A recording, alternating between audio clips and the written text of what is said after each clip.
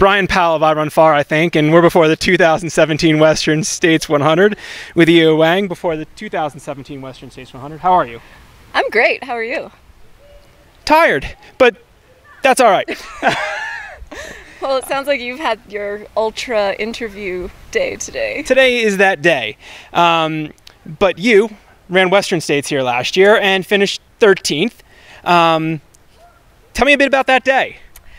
It was a great day until the top of Devil's Thumb, where I might get PTSD. Why is that? What went wrong there? I started the descent into El Dorado and just puked all over the side of the trail. Pretty much right after the Devil's Thumb aid station, because I was feeling good. My stomach was really settled. So at the aid station there, I just ate way too much. Basically stuffed my face full of cantaloupe, and then it all ended up on the side of the trail. At least it ended up on the side of the trail. I was considerate enough to move all that to the side of the trail.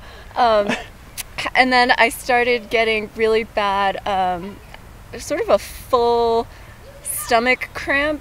Not even like an intestinal issue, like but just diaphragm almost, or what? Diaphragm core cramping, like just the whole thing seized. Yeah. So I couldn't really run, because it turns out you need your core to run, especially downhill.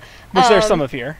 Yeah, there's a little bit of that on that descent after the top of Devil's Thumb. So it was kind of a struggle fest. I could walk, but I couldn't breathe deeply, number one, to run, and I also was in a lot of pain just on the descent if I tried to run from the pounding. So I walked from there until Michigan Bluff, where I saw my crew, and I told them what was up, because they had gotten a little bit worried about me taking so long to get to Michigan Bluff, and I basically told them I'd been walking since Devil's Thumb. And it was super hot in Michigan Bluff, but I decided to just go to Forest Hill because it's only a 10K. It was still like plenty of time. And I tried, I think I tried some watermelon and coconut water at Michigan Bluff. Yeah. Left the aid station. Topher walked with me a little bit until you hit the gravel road going kind of downhill. And then he went back to the aid station, and like 10 meters later, I just puked on the side of the trail again. So, are you going to eat watermelon during this year's race? Or, I mean, any sort of melon? Maybe? I don't think so. I think I'm going to be a lot more careful. I think part of the puking problem was me doing a poor job of heat management. So I was kind of not very diligent last year about heat training. I was like, oh, it's plenty warm in Marin. It's like 75 today. The sun's out, yay. The sun's out. I can run, 3 hours when it's 70 and sunny. I shouldn't have any problems in the canyons. Well, it's not the same as the canyons. So what have you adjusted? Like what have you changed before or during the race to help you deal with that? So going into this year's Western States, first of all, luckily we've had a massive heat wave in the Bay Area and all of California, essentially, which I'm sure everyone's been all over social media talking about that. So it actually did get up to 90s and 100s in Marin, which is really unusual, and to have that be a sustained heat where it doesn't even really cool off at night. So I think our hottest day yet was this past Sunday. It got to 101 or 102, and so I waited till like 1 o'clock in the afternoon and did my run. Hi, dog. Did my run in the afternoon, and I'm doing the arm sleeves for cooling and hat, and just tried out a bunch of different strategies. And I think during the race I'm also going to have a lot of ice in my pack when I get to the aid stations. Just to melt and just like sort not of in a a bladder cooling or vest just strategy. I will have it in the bladder, so the bladder will be in my Camelback, and then I'll probably also just put extra ice in the back pocket for cooling. So I think especially this year I'm going to focus a lot on heat management. during that super hot section in the canyons, and I think that'll help me be able to get down the calories, which will then help you to not puke and yes, continue running. Yes, and I likely will stop eating solid food after Robinson, and just stick to gels. So when it's cool in the high country, you might be able to get a little in. Yeah, I'll eat some bars and munch on things in the high country, because when the temperature's low I can do that. But I even noticed during some of my training runs, when it's been super hot, I'd start getting uncomfortable having eaten a solid meal before the run. So I'm gonna really just stick to gels when it gets hot. Now, did the race ever turn around for you at Western States last year? Did it at least get manageable at some point? It did. After I got to Forest Hill, and I hadn't been able to keep anything down pretty much between Devil's Thumb and Forest Hill. I had no calories, and it had been super hot, and I was feeling not angry or anything, just really sorry for myself. And I got to the Forest Hill aid station and saw my crew, and I felt like my legs were still there. I just had this really bad cramp in my stomach, so I laid on the ground and just kind of closed my eyes and almost had a nap. I'm not really sure how long I was at Forest Hill, maybe almost an hour or two. Really? Yeah. But then I got up, and my pacer, Emily, kind of started walking with me down the street, and suddenly I found myself going? All the way down Cal Street, heading down towards the river.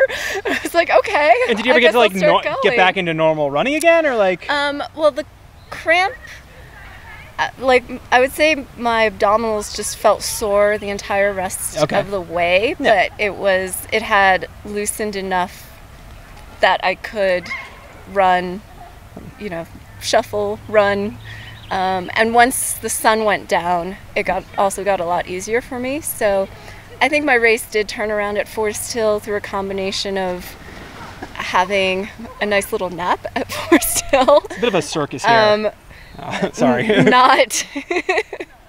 Not eating any more solid food, so I went just to gels and shot blocks and water, and having it cool down a lot also helped. Now, over the last 2 years, you've crushed Lake Sonoma both years. You've had a great run at Formidable 50K at the beginning of the year, a good run at Chuckanut. You set a course record again at Quicksilver. How do you translate, or how are you trying to translate that success at 50K, 50 miles into 100 miles, especially after having now experience at 100 miles? I think for me, even with the 50-mile distance, I'm sure people know that it took me 3 tries to actually finish a 50-mile. Yeah. So I learn a lot from every race, but I think for me, I do a lot of things wrong the first time, and that's okay. It fires me up even more to go back and try to do it again and have a successful day. And they say you learn a lot more from your mistakes than you do from having a totally successful race. So I feel like because I did not have 100% the race that I wanted last year, this year it's just a really great opportunity for me to improve on that performance and to do a lot of things better than I did last year. I also had a little different philosophy in my own training leading up to Western States, because this year, because I tell myself I hate hiking. I've always hated hiking or walking or doing any of that. But I just tried to change that mindset leading into Western States this year, and I actually did practice hiking with friends, and then also as part of running on some of my training runs. And how'd that go? Force myself to hike. Well, when you think about it with a more positive attitude, it's fun, because it's easier than running up a really steep grade. And perhaps more efficient. More efficient, yes. So I think just changing my thought process around some of the challenging aspects of Western States, and also during the heat training, I was that sketchy person in this hoodie and sweats, at 3 o'clock in the afternoon, walking around. feeling uncomfortable and hot. Yeah. And I think last year I didn't do any of that because I was like, oh, that sounds like it sucks. And it does suck. It does. But do you come to accept it eventually? I come to accept it, and I also find, like, what's the silver lining? Oh, I'm out running and it's 100 degrees and it really doesn't feel great, but I'm moving. Like, I feel okay moving in this. And also, there is nobody out running right now or biking, and there's no dogs. You know, there's none of this craziness going on. Yeah. Like, I get everything to myself right now. Your own little playground. So, what do you hope to get out of this weekend? I want to feel like I put together the best race that I could on this day. I want to feel like I performed to my ability and to my fitness level. And if that means, you know, being competitive at the front of the race, then yeah, I'm going to go for it and, you know, kind of see where I am at Forest Hill, because I know the last half is runnable. I've done a lot of those trails. That's where I can really step on the gas pedal as long as I have legs and not puking or cramping at that point. So maybe getting the most out of yourself involves getting to, you know, say Forest Hill. Yeah, and I think just not having those moments where something happens that adversely affects my ability to run for that long of a period of time. Like, it's one thing to have a little cramp, you know, down some electrolytes. It's another thing to, like, wallow in self-pity all the way from Devil's Thumb to Forest Hill. If you're gonna wallow somewhere, wallow in a creek, okay? Well, at least I was moving forward. That's good. Until you got to Forest Hill. Yeah, I just kind of took a little break at Forest Hill. But best of luck out there this weekend and enjoy the experience. So much.